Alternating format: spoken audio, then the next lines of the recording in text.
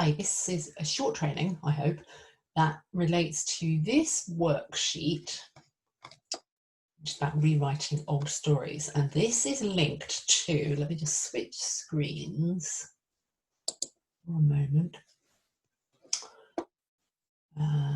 We're looking at,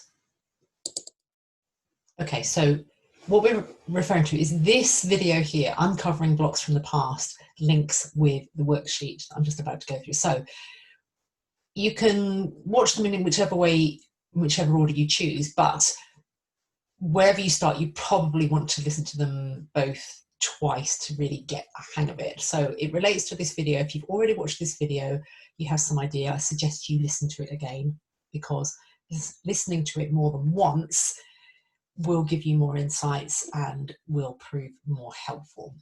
So let me go back to where I was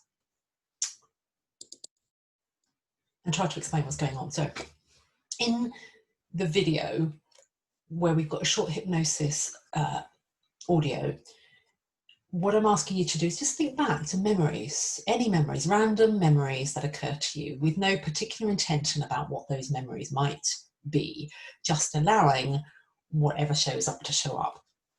And some of those memories might be nice memories, and some of those memories may be uncomfortable and not really the kind of memories you choose to hang on to, but hey, they're there anyway. And this worksheet is for when you've allowed that to digest. So you don't have to do it straight away the minute you've done, listen to that audio. You don't have to get your worksheet out and go, I need to do this now. Because remember, your unconscious mind is feeding you this stuff all the time.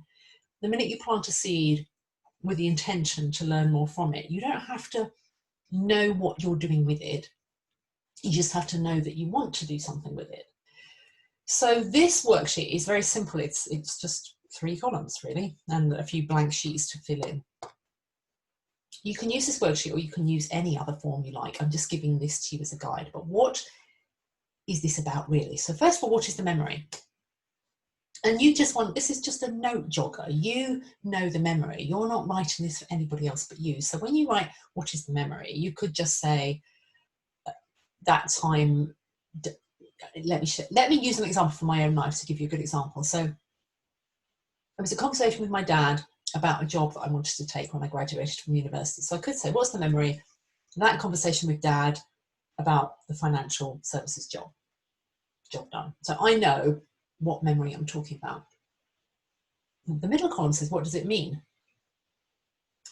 So that's, what does it mean on the face of it? When you use your logical conscious brain, what did that situation actually mean? What that meant in that moment was that I wanted to take on a job as a trainee financial advisor, which was all commission-based, no salary.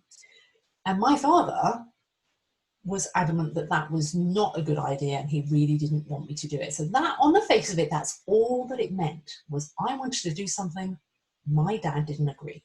That's all it meant.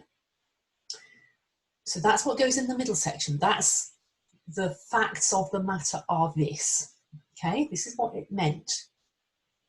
But then the one on the right, the column on the right, is where it gets tricky. This is where you want to, again, allow your subconscious, don't overwork this with your conscious brain. However, you want to think about the current problem that you're facing, the reason you're in this program, the blocks and the obstacles and the fears that are holding you back and have held you back since the beginning of time, or however long it is.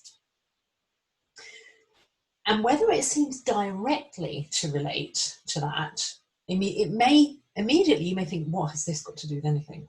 That's just something that happened. It relates specifically to that event. You're looking at the middle column, you're thinking, this has no relation to the current problem. But trust me with this, it probably does. Because when we remember things, we remember them for a reason. We remember them to keep reminding us of the lesson that we took from that particular circumstance, that situation, that happening, that event. And the understanding we took from it isn't necessarily what happened at face value. So if I relate this particular example of my dad and this conversation to my problem with success and money. You know, every time I'd get to a certain point of success, I'd self-sabotage all over myself and I'd step back. Every time I got to a certain level of income, I'd self-sabotage all over myself and step back. And this has been going on for years and years and years and years and years. And I could argue, oh no, but that hasn't always been the case, because I did have this job and I did earn that money. But if I unpicked it, really, every single time it was fleeting. Like, that moment of success was fleeting, and it was nearly always in relation to a job or salary. So I thought, okay, well, what could this memory mean in relation to this? Why might I be self-sabotaging myself? And when you unpick it, you can do this at different levels. The first level might be to think about, is this about the things that matter most to us, which are love and control? Control is about freedom, is like, I want to be in control of my own life. Love is, I want people to like me, of course. I want to be loved. And arguably, the memory I'm talking about could fall into either of those two categories. It's about love, like, will my dad still love me? And it's about control, it's about my freedom. So this memory is actually threatening me on both levels, because if you look at my interpretation of how I might have taken that, I want to put it into context. My dad had never put his foot down about anything, ever. I was daddy's girl, could do what I damn well pleased, probably was spoiled, rotten, and he wasn't going to argue or disagree with anything. He might a little bit, but it would be soft and gentle, and actually I'd just go off and do my own thing. But this was the first time he'd ever put his foot down, so it had deep meaning and significance. So if you think about how I might be relating to that on a deeper level, it would be, he's not going to love me anymore. I'm going to lose everything. And he amplified that by telling me, in making his case, how if I were to do this job, I would lose all respect, I would lose my friends and my family, and he didn't want me to do it for this reason. I would lose everything, and what I really needed to do was get a decent, honest job. Anything but this. So there's lots of layers in there. So really what I began to interpret was not just about this job, this particular job. I'd begun, if I looked at it in my problem as it had panned out, as any work that involved not having a salary. In other words, was not an employee job. So anything that was self-employed became threatening, dangerous, not what I should be doing. And anything that was self-employed meant that I was somehow going to be losing love and respect of family and friends. And if I made money, because obviously the potential in this financial advisor's job was to make a lot of money. That was the whole point, to finally be in control of my destiny with income and money.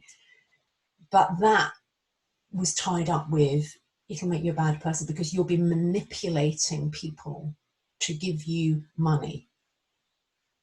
So then you see how this could all pan out. My subconscious now interprets this as, making money is manipulative, will lose me friends and family. And the only way I can be honest in my work, in what I do, is to actually work for somebody else. Now, I didn't work that all out in one go. That took me a lot of figuring out, toing and froing. So you may fill out this worksheet. A lot of times you may just focus on one memory. Don't feel, oh, yeah, but there was this other memory, this other. Do one at a time. If one seems too difficult, pick another one. There's no right or wrong way to do this, but dive in and have some fun and trust your instinct on it and see where it leads you. This is about amplifying your knowledge of what triggers your subconscious mind to do that fight or flight. No, you don't do this. Why is it protecting you from losing love or losing control? So I hope this makes sense. Leave a comment over at the Facebook page, the private Facebook page for Mid Life Reinvention, for this group. And I look forward to hearing how you're getting on with it. All right, take care. Bye.